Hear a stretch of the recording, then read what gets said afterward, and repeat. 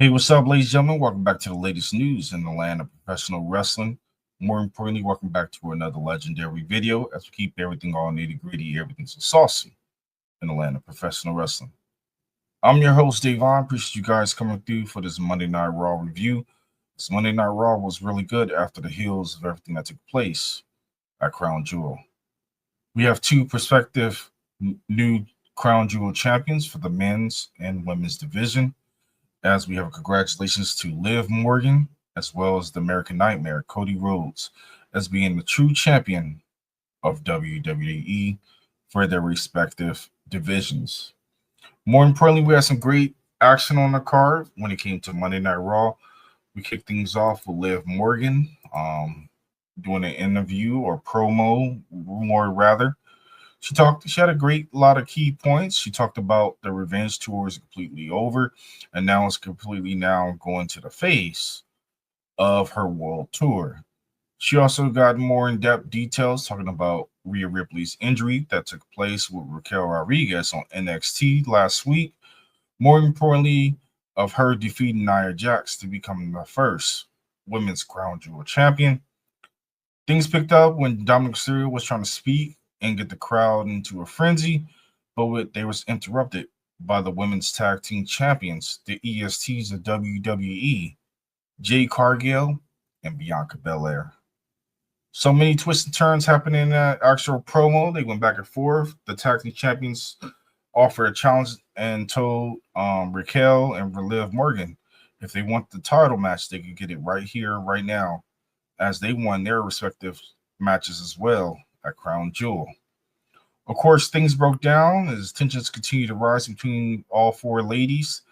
Adam Pearce came down to set the things in motion for the next challenger for the Women's World Championship, as he set a battle royal to determine the number one contender for the actual championship. Things really broke down as we had so many challengers that were involved that they got things underway after Jade Cargill slapped Liv Morgan, and things broke down after a commercial break.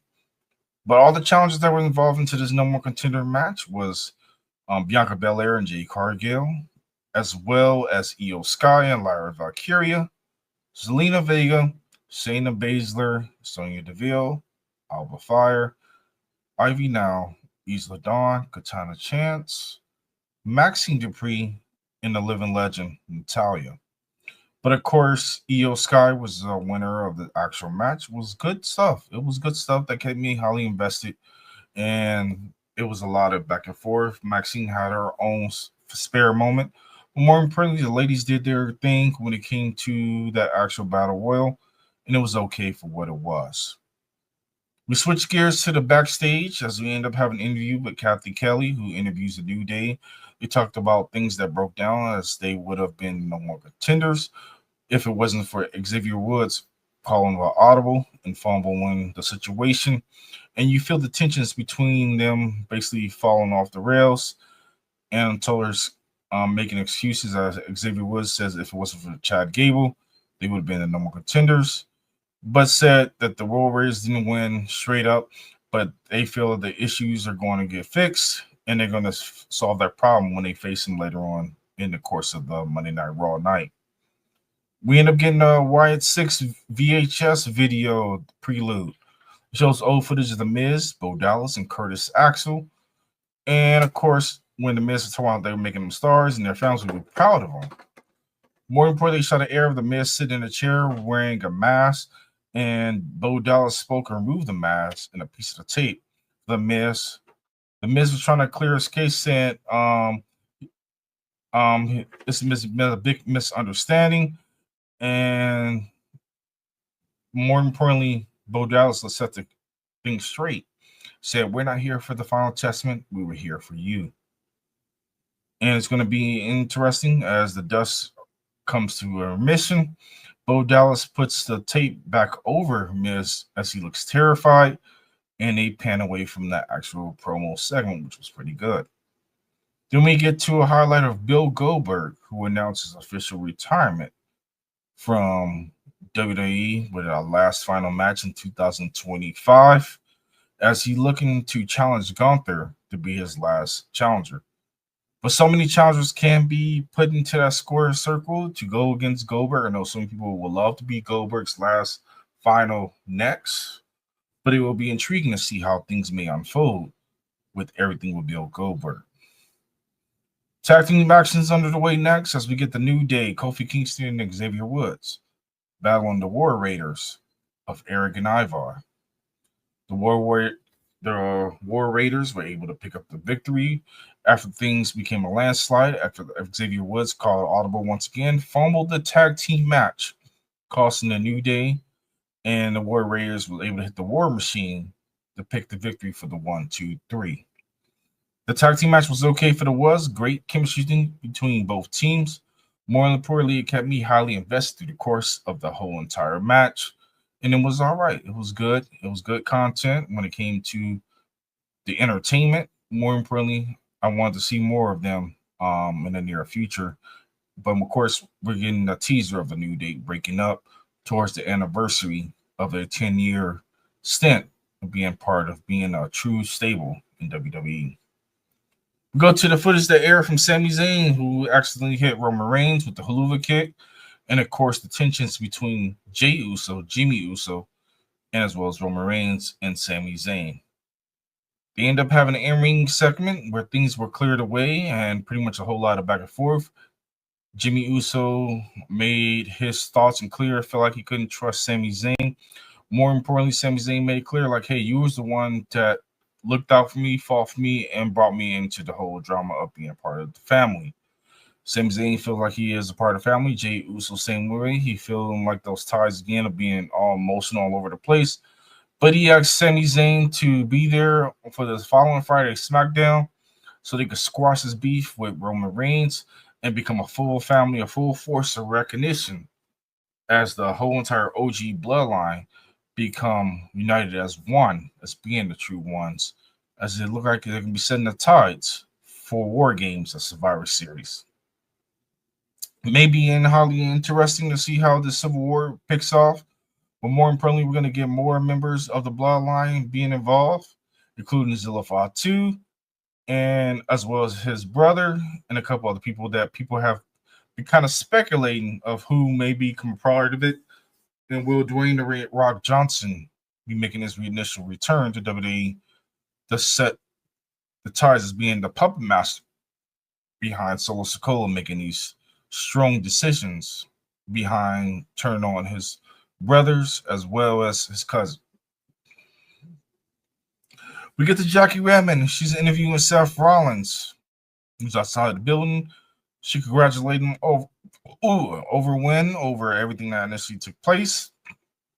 She said that he earned the win and to be a part of the Fatal 4-Way in the main event.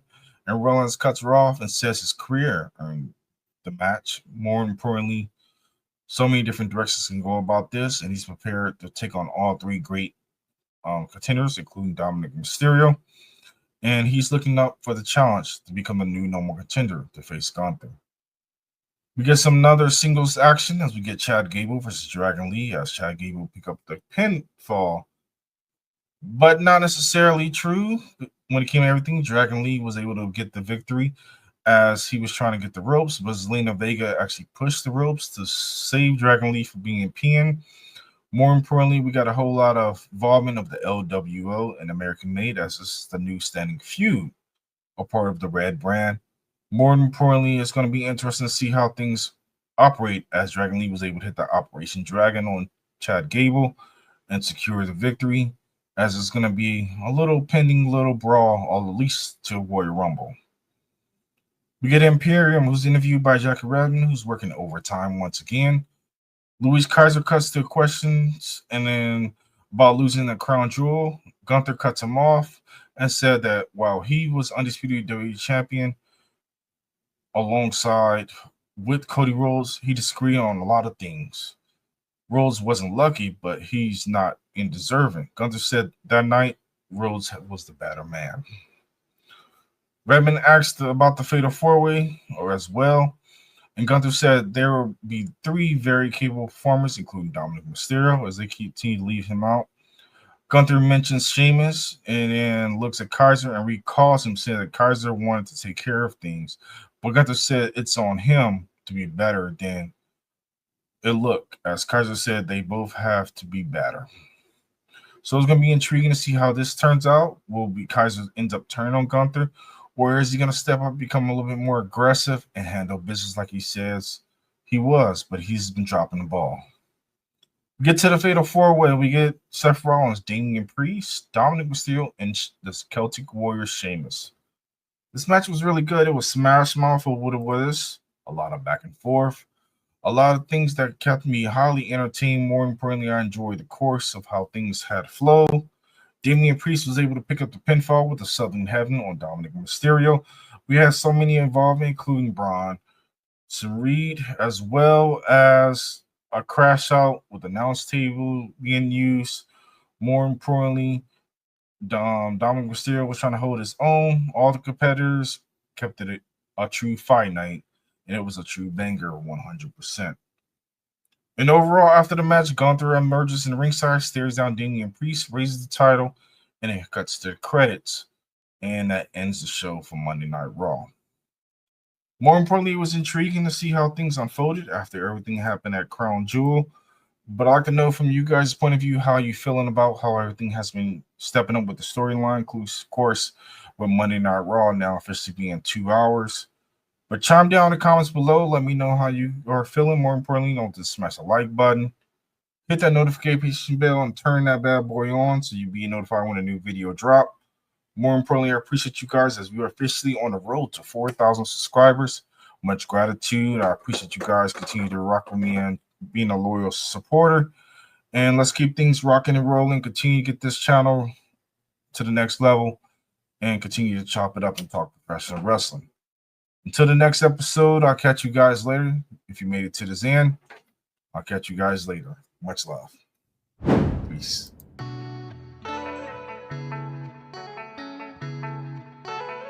Through an